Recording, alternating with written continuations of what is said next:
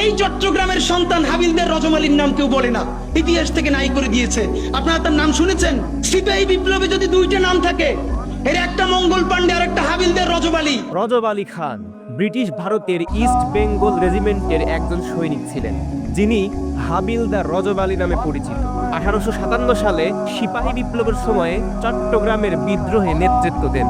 তারা ব্রিটিশ জেলখানায় আক্রমণ করে সকল বন্দীকে মুক্ত করে।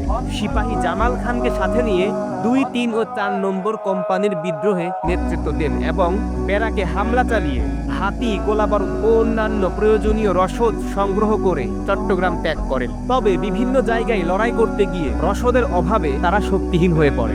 শেষে 1858 সালের 9 জানুয়ারি সিলেটের মণিপুরে ইংরেজদের সাথে যুদ্ধ করতে গিয়ে পরাজিত হন। এরপর তিনি গহীন জঙ্গলে আত্মগোপন করেন। পরে তার আর কোনো সন্ধান পাওয়া যায়নি। আজকে হীনমন্যতার কারণে সূর্য সেনকে হাইলাইট করা হয়েছে আর শহীদ রজব আলীর নাম পর্যন্ত মুছে ফেলা হয়েছে।